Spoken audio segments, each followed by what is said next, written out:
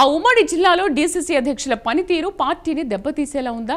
అధిష్టానం అనుకునేది ఒకటైతే క్షేత్రస్థాయిలో జరిగేది మరోటా? పార్టీని గాడిన పెట్టాల్సిన నేతలే గాడి తప్పుతున్నారా? జిల్లాకు సారథి కావాల్సిన వారు కేవలం ఒక ప్రాంతానికే పరిమితమయ్యారా? ఎమ్మెల్యేలు ఉన్న చోట వారి పప్పులు ఉడకటం లేదా? ఆదిలాబాద్ ఉమ్మడి జిల్లాలో ఉన్నా లేనట్టుగానే మారిన డీసీసీ అధ్యక్షులు ఎవరు? అధిష్టానానికి వారిపై అందిన ఫిర్యాదులు ఏంటి? ఆ వివరాలపై ఓ లుక్కేద్దాం.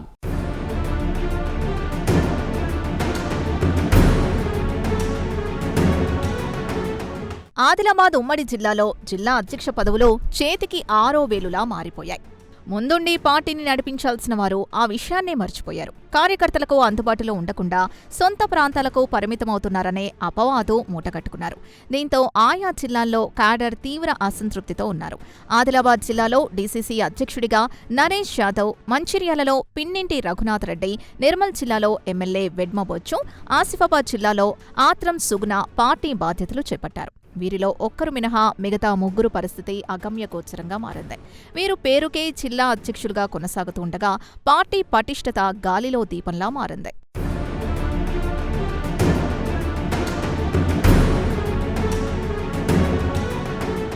మంచిర్యాల జిల్లా డీసీసీ అధ్యక్షుడు పిన్నింటి రఘునాథ్ రెడ్డిని ముద్దుగా కేసీసీ అధ్యక్షుడిగా పిలుచుకుంటారు. అంటే క్యాతనపల్లి కాంగ్రెస్ కమిటీ అధ్యక్షుడు అన్నమాట.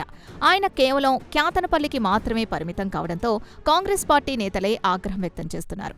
ఆయన అప్పుడప్పుడు అది కూడా కేవలం చెన్నూరు నియోజకవర్గంలో మాత్రమే పర్యటిస్తున్నారు. తన నియోజకవర్గంలో వేలు పెట్టొద్దని మంచిర్యాల ఎమ్మెల్యే ప్రేమ్ సాగర్ రావు హెచ్చరించడంతో అటువైపు వెళ్లట్లేదు.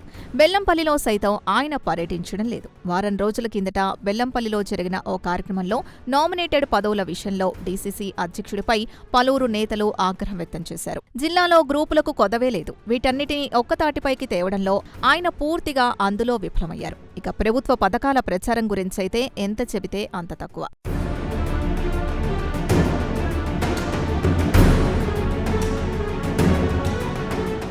మరోవైపు ఆదిలాబాద్ డీసీసీ అధ్యక్షుడు నరేష్ యాదవ్ ఇంచుమించు అలానే ఉంది. ఆయన క్యాడర్కు అందుబాటులో ఉండరు. హైదరాబాద్కే పరిమితం అవుతారనే ఆరోపణలున్నాయి. ఇటీవల పార్టీ పదవుల విషయంలో ఆయనపై తీవ్ర విమర్శలొచ్చాయి. నియోజకవర్గ ఇన్ఛార్జ్ ఇచ్చిన పేర్లు కాకుండా తనకు నచ్చిన వారికి పదవులు ఇప్పించారని అపవాదు మూటకట్టుకున్నారు. ఆయన వ్యవహార శైలిపై బోధ్ నియోజకవర్గ ఇన్ఛార్జ్ ఆడే గజేందర్ వర్గం, జిల్లా ఇన్ఛార్జ్ మంత్రి జూపల్లి కృష్ణారావు, పీసీసీ అధ్యక్షుడు మహేష్ కుమార్ గౌడ్కి ఫిర్యాదు చేశారు.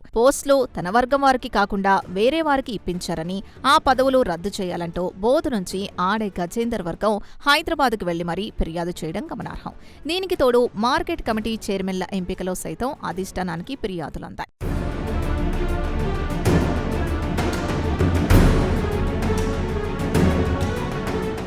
ఇక కొమరం భీం ఆసిఫాబాద్ జిల్లా అధ్యక్షురాలిగా ఆత్రం సుగుణ విభేదాలకు కేర్ ఆఫ్ అడ్రస్ గా మారారు. అసలు ఆమెకు అధ్యక్ష పదవి రావడమే గొడవలకు దారితీసింది. మాజీ అధ్యక్షుడు విశ్వప్రసాదరావు, ప్రస్తుత అధ్యక్షురాలు సుగుణ మధ్య విభేదాలు తారాస్థాయికి చేరాయి.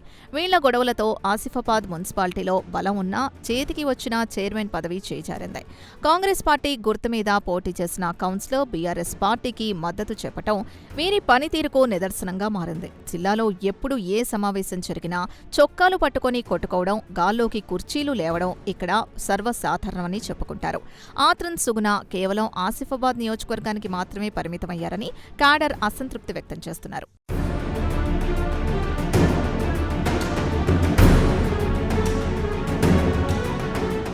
ఇదిలా ఉంటే నిర్మల్ జిల్లా అధ్యక్షుడు వెడ్మబొజ్జు పనితీరుపై ఒక వర్గం నిరాశతో ఉన్నా మెజారిటీ క్యాడర్ మాత్రం నమ్మకంతో ఉన్నారు.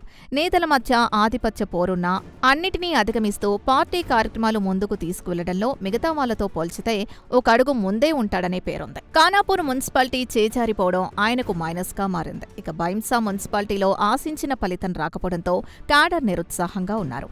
ఆయన రాకముందు ఎవరి పెత్తనం వారిదే కొనసాగినా తమ పదవి చేపట్టినప్పటి నుంచి గొడవలు, విభేదాలు, అసంతృప్తులకు సంబంధించిన వ్యవహారం ఎక్కడా బయటకు రాలేదు.